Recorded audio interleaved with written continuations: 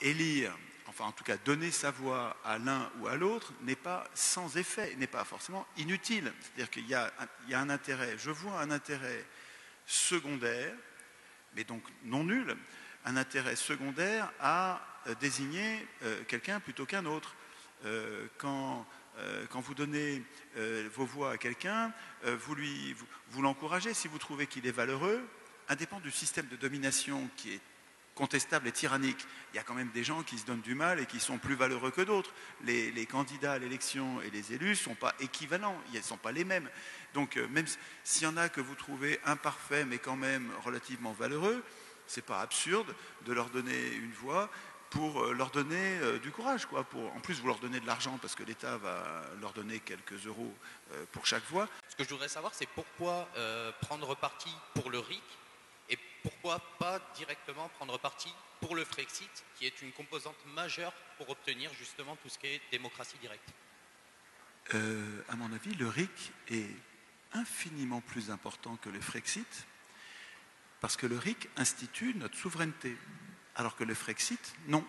Le Frexit, si vous voulez, la prison française, c'est une prison nationale qui a été fabriquée par les représentants, mais les représentants armés de ce pouvoir de tout décider sans rien avoir à craindre de nous, ces gens-là ont bâti par-dessus la prison. C'est comme si autour de la prison, ils avaient construit d'autres murs, une autre prison qui est la prison européenne, et nous sommes en fait dans deux prisons, l'une dans l'autre. Mais si nous sortons avec le Frexit, si on sort de la prison européenne, on reste dans cette prison française.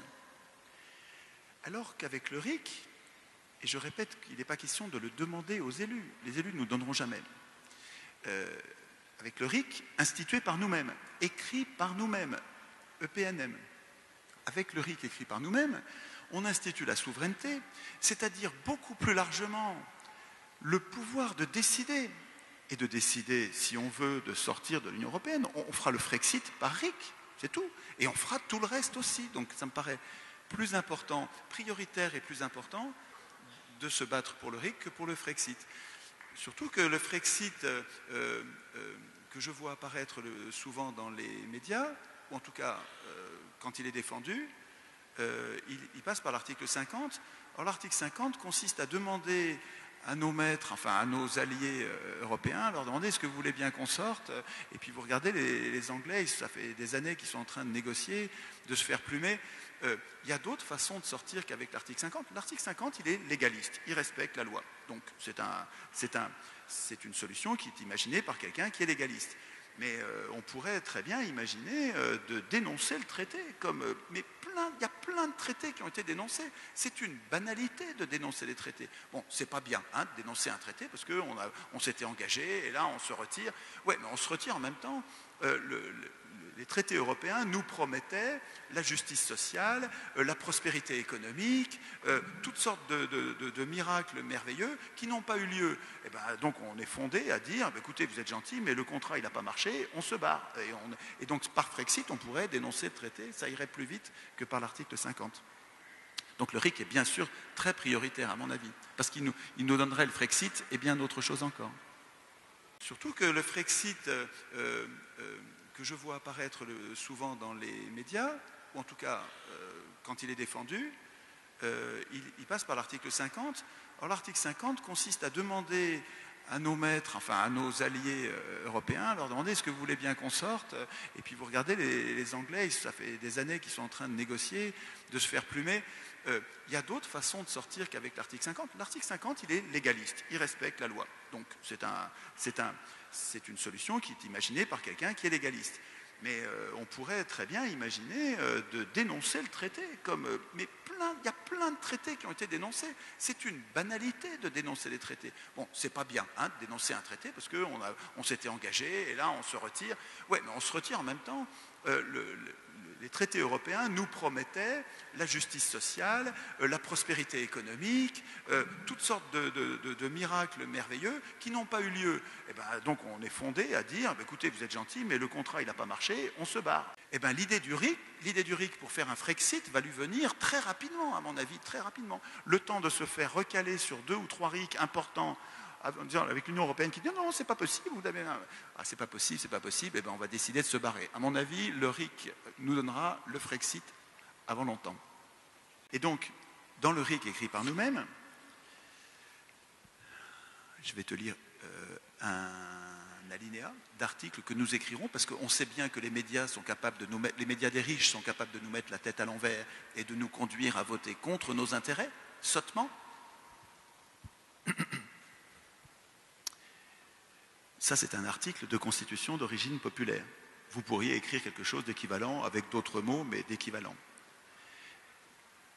Délai et organisation de débats contradictoires. L'opinion des citoyens doit être honnêtement et complètement éclairée en toutes circonstances. Dans ce but, tous les médias du pays, journaux, radios, télévision, agences de presse, instituts de sondage et de statistiques, tout ce qui permet de fabriquer l'opinion, de modeler l'opinion, d'éclairer l'opinion ou de l'intoxiquer, doivent appartenir, donc tous les médias du pays doivent appartenir à leurs journalistes et employés du moment. Aucune personne physique ou morale ne peut acheter un média, quel qu'il soit. C'est comme si on faisait de tous les journaux des scopes. Des scopes, vous savez, les scopes des sociétés coopératives ouvrières qui appartiennent à leurs salariés, les salariés, les journalistes et les employés. Et les actuels propriétaires des médias doivent les céder gratuitement à leurs employés. Et la Chambre des médias, tirée au sort, veille à l'application de ces règles. Si tu veux, quand c'est un RIC écrit par nous-mêmes, et bien sûr, vous allez voir, quand vous faites des ateliers constituants, tout de suite, quand vous réfléchissez, vous pensez aux médias. Oui, et quand tu penses aux médias, s'il est question d'incorporer un RIC là-dedans, eh ben, il faut l'incorporer avec une modification sur les médias pour retirer les médias aux riches. Et si les riches n'ont plus les moyens de nous mettre la tête à l'envers, je peux te dire que très rapidement, l'idée du vote de sortie de l'Union européenne comme en 2005 va réapparaître comme les fleurs au printemps. Tant que le RIC n'est pas écrit et défini dans la Constitution, il n'est qu'une chimère. D'ailleurs, il ne peut y avoir de RIC serein sans la garantie de la séparation des pouvoirs financiers, médiatiques et politiques. Le véritable enjeu n'est-il pas d'exiger en premier lieu que ce soit à la nation d'imprimer la monnaie et non les banques privées dont l'avarice, la cupidité et le pouvoir de corruption n'ont pas de limites ni de frontières? N'est-ce pas la première garantie de notre souveraineté? Comme l'a affirmé une certaine dynastie dont on ne peut prononcer le nom, celui qui contrôle l'impression de la monnaie contrôle la nation. Tant que le RIC n'est pas écrit et défini dans la Constitution, il n'est qu'une chimère. D'ailleurs, il ne peut y avoir de RIC serein sans la garantie de la séparation des pouvoirs financiers, médiatiques et politiques. Le véritable enjeu n'est-il pas d'exiger en premier lieu que ce soit à la nation d'imprimer la monnaie et non les banques privées dont l'avarice, la cupidité et le pouvoir de corruption n'ont pas de limites ni de frontières? N'est-ce pas la première garantie de notre souveraineté? Comme l'a affirmé une certaine dynastie dont on ne peut prononcer le nom, celui qui contrôle l'impression de la monnaie contrôle la nation. Tant que nous ne résoudrons pas les causes, nous assisterons impuissants aux mêmes conséquences. Merci. Je suis bien d'accord avec ça. Comme je vous disais, un tiers de mon travail, c'est sur la monnaie, la dette et l'émancipation monétaire. Mais c'est par un processus constituant populaire que nous nous émanciperons sur le plan politique et monétaire. Nous ferons les deux en même temps. Ça n'est pas contradictoire, il n'y a même pas de priorité, vous n'aurez pas l'un sans l'autre. Si vous ne vous émancipez pas sur le plan monétaire, vous ne vous émanciperez pas sur le plan politique. Et si vous ne vous émancipez que sur le plan politique et pas monétaire, en fait, vous n'aurez pas l'émancipation politique. Donc, il faudra qu'on écrive tout ça ensemble, nous-mêmes. Alors qu'avec le tirage au sort, vous désignez jamais deux fois la même personne, et la personne qui est désignée par tirage au sort ne peut pas être au service des riches. Le tirage au sort, en ne s'appuyant pas sur la volonté, retire toutes les prises possibles aux escrocs dont le talent est de tromper précisément la volonté. Donc le tirage au sort, il est incorruptible. Alors bien sûr, on a peur de tirer au sort des abrutis ou des malhonnêtes, bien sûr, mais en fait, il y a des tas de procédures complémentaires au tirage au sort qui gomment complètement ces inconvénients. Les inconvénients disparaissent parce que vous contrôlez les tirs au sort. Les Athéniens, pendant 200 ans, ont tiré au sort tous les matins leurs représentants, alors qu'ils savaient très bien qu'ils pouvaient tirer au sort des gens malhonnêtes ou incompétents. Mais comme ils les contrôlaient comme le lait sur le feu, avec des contrôles avant le mandat, pendant le mandat, après le mandat, ben finalement, ils n'avaient pas les inconvénients que le tirage au sort seul aurait donné. Et Montesquieu soulignait que le tirage au sort tout seul n'était pas convenable, mais que le tirage au sort complété par des institutions complémentaires devenait extrêmement vertueux et la seule procédure démocratique digne de ce nom. Parce qu'avec le tirage au sort, vous avez une rotation des charges, donc vous avez une déprofessionnalisation de la politique qui est mécanique par la procédure elle-même. Et je vous rappelle que vous ne donnez pas tout le pouvoir au tiré au sort. Vous leur donnez un petit peu de pouvoir, jamais 2 fois de suite, ça tourne et sous un contrôle quotidien. Donc c'est beaucoup moins dangereux que l'élection. Donc ça se travaille. Je vous conseille de bosser le procès de l'élection. Vous verrez que progressivement, cette idée qui paraît farfelue au premier abord, le tirage au sort, en fait, quand on la creuse, on dit mais c'est quand même une très très bonne idée. Mais les élus ne veulent pas qu'on la travaille, évidemment. Ce n'est jamais les élus qui institueront la dose de tirage au sort qu'il nous faut. C'est à nous d'y penser. Vous devriez y travailler. Pour lui, choisir le seuil n'est pas facile. Si on met un seuil trop, on risque d'en rater. Si on met un seuil trop bas, on va en avoir trop, on va être dégoûté par le nombre des initiatives.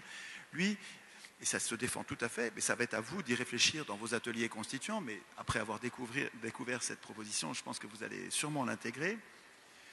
Pour lui, il faudrait que n'importe qui puisse proposer une initiative et la soumettre sur un site, le site du RIC, où seraient publiées toutes les propositions citoyennes. Et chacun des citoyens, chacun des 40 000 citoyens pourrait voter pour ou contre les RIC qui lui conviennent.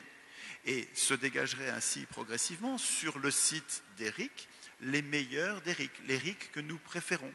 Alors, il y en aura peut-être 2, 3, 10 qui seraient les meilleurs, et selon lui, selon Olivier, et là encore c'est à vous d'en discuter dans vos ateliers constituants, mais selon lui, nous pourrions décider de prendre chaque année les 10 meilleurs RIC. Donc ça vous donne 10 propositions de loi qui seraient présentées sur un imprimé, comme il le faut en Suisse. Vous savez qu'en Suisse, 4 fois par an, ils vont voter aux différents référendums d'initiative citoyenne en cours. Et ça se présente sous la forme d'une feuille de papier avec les questions, les initiatives. Et puis vous votez oui, non, oui, non, oui, non. Et vous votez pour plusieurs RIC à la fois. Eh bien, nous ferions ça, suivant l'idée d'Olivier, sur 10 questions par an, nous choisirions les 10 plus votés dans le pays. Et donc c'est tout à fait alternatif à tout ce qu'on voit, c'est tout à fait original. Et il y a encore d'autres choses originales dans les propositions d'Olivier. Sur le jugement majoritaire, merci aussi d'en parler, parce que c'est très certainement, en tout cas de mon point de vue, c'est le meilleur mode de scrutin que nous connaissions. Le mode de scrutin que nous utilisons dans nos élections, c'est-à-dire le mode uninominal à 2 tours, est un chef-d'œuvre d'humiliation.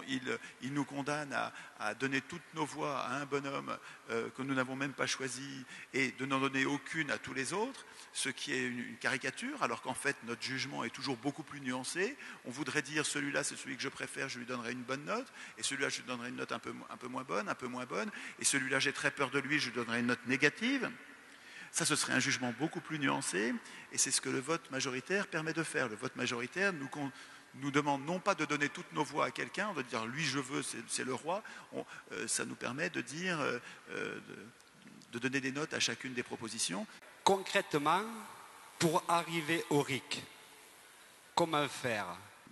Là, nous sommes comme des prisonniers dans la cellule, et il y en a qui s'impatientent parce qu'on n'a pas un moyen de sortir vite. Mais voilà, nécessité fait loi. Nous n'avons pas le moyen d'en sortir vite.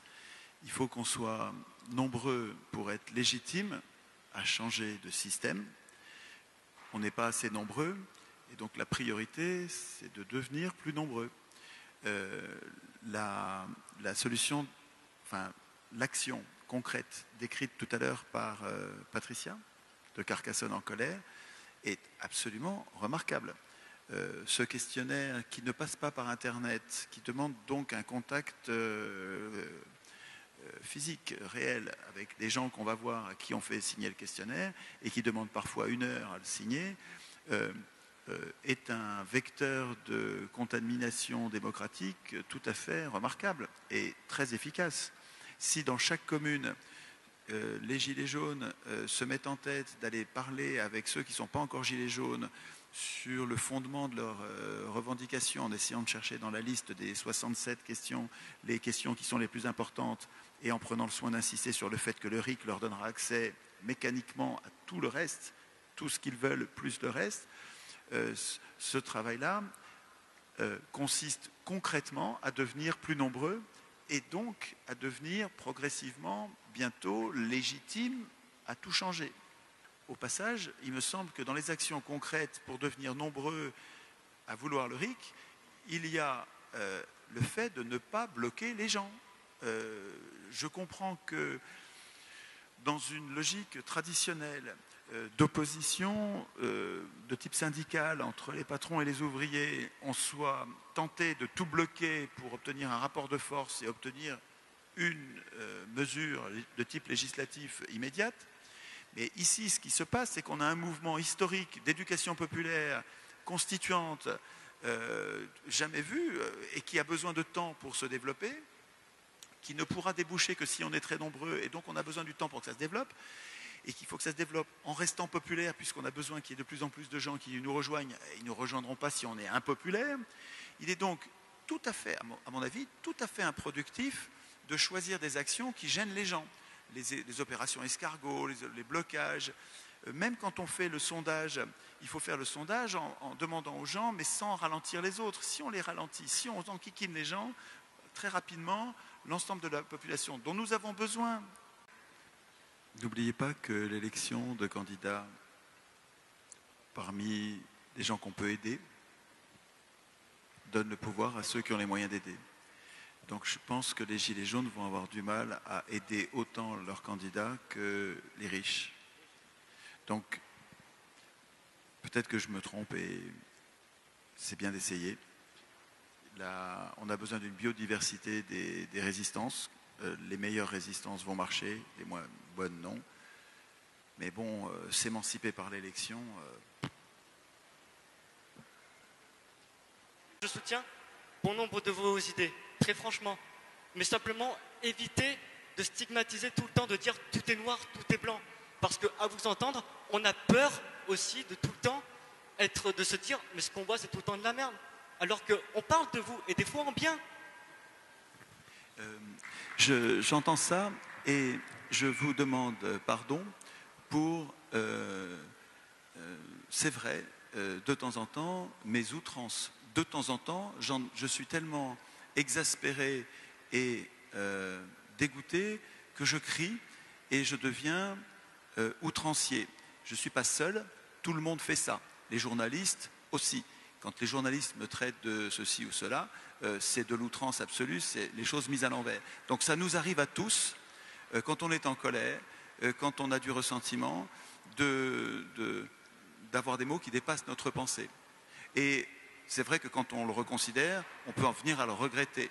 Mais vous ne pouvez pas réduire quelqu'un à ses outrances de Twitter, par exemple, où Twitter, on est obligé de résumer notre propos à 120 caractères.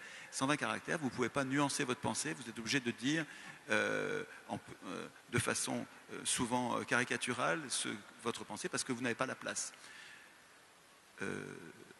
Ceci dit, excusez la victime d'être brutale et malpolie. Elle est en train de se faire crever les yeux et elle voit les journalistes qui pendant 2 mois n'en parlent littéralement pas, physiquement ne parlent pas, des yeux crevés. Ils ont fini par en parler. Aujourd'hui, ils en parlent, d'accord. Mais pendant 2 mois, on voyait les journalistes qui ne parlaient pas des mutilés. Pour moi, un mutilé, vous savez enfin, je pense que si vous essayez de vous visualiser, vous allez vous rendre compte de ce que je veux vous dire. Vous avez l'engin qui arrive sur l'œil, qui tue l'œil et qui défonce toute la boîte crânienne. Et c'est un policier armé qui tire sur un manifestant désarmé, volontairement. Un seul de ces cas-là devrait normalement faire un scandale d'État. Tous les journalistes devraient en parler. Le fait de ne pas en parler est révoltant. c'est une question qui est récurrente. Votre question, nous nous la sommes posée déjà à de maintes reprises. Nous avons le problème de la disponibilité des candidats à la représentation. Il y a des gens qui vont avoir un problème parce qu'ils ont un métier et si on les prend pour exercer la représentation, on va les mettre en difficulté. Donc nous avons le problème depuis longtemps, on sait ça. Et la solution, en tout cas une bonne solution, ça s'appelle le statut de l'élu. Le statut de l'élu, ça veut dire une protection de celui... Alors ça peut être l'élu tiré au sort, hein, c'est le statut du représentant. Et ce représentant, en fait, s'il est convenablement payé, et si on a repris la création monétaire, on a plein d'argent, donc il n'y a pas de problème de financement. Hein. Donc s'il est convenablement payé, et si l'entreprise où il travaillait est elle aussi également payée pour employer un remplaçant pendant la période de la représentation, ben vous avez réduit un grand nombre de cas. Si par exemple le commerçant qui est seul au travail reçoit une somme suffisante pour former son remplaçant et le payer pendant le temps de sa représentation, ben vous avez réglé une partie du problème. Hein. Vous n'avez pas réglé tous les problèmes. Le chirurgien, c'est pas réglable. On a réglé le problème du chirurgien d'une autre façon, en permettant au chirurgien de choisir lui-même les jours et les heures où il va venir après qu'il ait été tiré au sort. C'est-à-dire qu'on ne lui demande pas de venir tous les jours pendant une semaine, pendant 6 mois, pendant 1 an. On lui dit, écoutez, vous avez été tiré au sort, et si vous voulez, vous pouvez venir participer à l'Assemblée le soir, ou les week-ends, ou les jours où vous n'êtes pas de permanent. C'est-à-dire qu'en donnant de la souplesse au mandat, au planning de celui qui a été désigné quand il a des difficultés, là encore, on diminue la... C'est pas une aporie complète, on arrive à trouver des solutions. Mais si vous voulez, si aujourd'hui nous n'avons pas de statut de l'élu, c'est parce que ce sont les élus qui sont chargés de l'écrire. Or, les élus, ils n'ont pas du tout envie que vous preniez leur place. Donc, ils trouvent très bien que vous soyez empêchés, parce que vous avez un métier, que vous soyez empêchés de candidater et de prendre leur place. Donc, c'est pour ça qu'on ne voit pas le statut de l'élu. C'est parce que c'est aux élus de l'écrire et que les élus ne veulent pas de notre concurrence. Mais si c'est nous qui écrivions la Constitution, on prévoirait évidemment un statut de l'élu avec le mieux possible. Ce ne serait pas parfait. Oui, il y a des gens qui seraient tenus à l'écart. Bon, parce qu'on n'arrive pas à une solution parfaite, mais on ferait de notre mieux pour que ce soit possible. Donc, ce que vit Jacques Testard dans ses conventions de citoyens, il les forme avant de leur demander leur opinion. Il les forme, c'est-à-dire qu'il les expose à des opinions contradictoires sur des sujets très difficiles, comme l'euthanasie par exemple. L'euthanasie, il y a vraiment des arguments pour, des arguments contre, c'est pas facile. Ça pose des problèmes de morale à tout le monde. C'est un sujet difficile. Et donc, il y a des spécialistes de ce sujet qui sont favorables à l'euthanasie, il y a des spécialistes de ce sujet qui sont opposés à l'euthanasie, et Testard organise des conférences de ceux qui sont pour, les tirés au sort les écoutent, des conférences de ceux qui sont contre, les tirés au sort les écoutent, des controverses entre ceux qui sont pour et ceux qui sont contre, des controverses, c'est-à-dire il y a des bagarres, on les voit se disputer, et les tirés au sort voient tout ça, les tirés au sort sont invités à lire, ils sont invités à en parler entre eux, et au bout du compte, après des semaines de travail, ces gens-là qui ont travaillé sur un sujet, ils ont bien travaillé sur le sujet, ils sont beaucoup moins exposés aux fake news que les parlementaires le sont aujourd'hui ou n'importe quel citoyen. Et donc il y a des moyens de protéger. Pour répondre à votre question, vous me demandiez comment protéger un citoyen lambda. Ben, je vous dis, en le formant à la manière de Jacques Testard dans ses conventions de citoyens, il obtient des résultats remarquables. Je vous conseille de lire un petit bouquin magnifique qui s'appelle « L'humanitude au pouvoir ». Il a inventé le mot « humanitude ». L'Assemblée des assemblées, ça fait partie de la biodiversité des résistances. C'est un essai. Dans les luttes sociales, on a toujours eu cette alternative. Est-ce qu'on s'organise et on est plus efficace, comme une armée est plus efficace parce qu'il y a une discipline. Et dans la lutte, c'est vrai que l'organisation militaire est quand même beaucoup plus efficace. Ou bien est-ce qu'on reste désorganisé parce que à ce moment-là, on est insaisissable et plus libre. Moi, j'aime bien la version on reste bordélique parce qu'ils ne vont pas arriver à nous attraper. Ils vont en attraper quelques-uns, mais pas tous. Si on reste désordonné et pas structuré avec une hiérarchie et des responsables, si on n'a pas ça, c'est très désorganisé et bordélique, à mon avis, on perd une partie d'efficacité, évidemment, mais on gagne l'invulnérabilité, on est insaisissable, le mouvement peut durer. Le mouvement peut durer s'il est bordélique. C'est paradoxal ça. Hein. Il est moins puissant, mais il peut durer, et avec la vitesse à laquelle je vois l'éducation populaire se répandre, je trouve que ça vaut le coup. Ceci dit, je me trompe peut-être, et l'Assemblée des Assemblées, c'est-à-dire une espèce d'essai de structuration, d'organisation du mouvement, peut-être donnerait de meilleurs résultats. Je ne les condamne pas, je ne les blâme pas, je les comprends. C'est bien qu'ils essayent et on verra ce qui fonctionne. Peut-être qu'il faut des deux. Peut-être qu'il faut des deux. Sûrement, il faut sûrement des deux. Et en fait, il faut que que tout soit essayé comme dans la nature. La nature essaye tout et ce qui marche survit. Comment peut-on imaginer une révolution pacifique? C'est là ma question. Alors oui, effectivement, on a un mur en face. Je pense qu'on a commencé à le démonter gentiment. Et tout le monde n'a pas le même avis sur la question. Il y a certains qui pensent qu'il faut y aller par le sang, d'autres qui pensent qu'il faut rester pacifique, d'autres qui s'alimentent du mépris du gouvernement pour justement monter en puissance au niveau de la colère. Donc ça gronde de week-end en week-end. On constate que certains qui étaient pacifiques au début n'en peuvent plus aujourd'hui. Et tous ces profils-là font que oui, si le gouvernement ne répond pas, forcément ça va finir mal. Mais j'espère bien qu'on va tous avancer en bonne intelligence et travailler plutôt sur des sujets où ils ne nous attendent pas et avec des outils qu'ils ne pensent pas qu'on peut utiliser. Et il y a beaucoup de failles dans la loi qui peuvent nous servir. C'est pour ça que ces initiatives-là, telles que celle du collectif Article 35, moi je la soutiens parce qu'ils ne nous attendent pas sur ces sujets-là.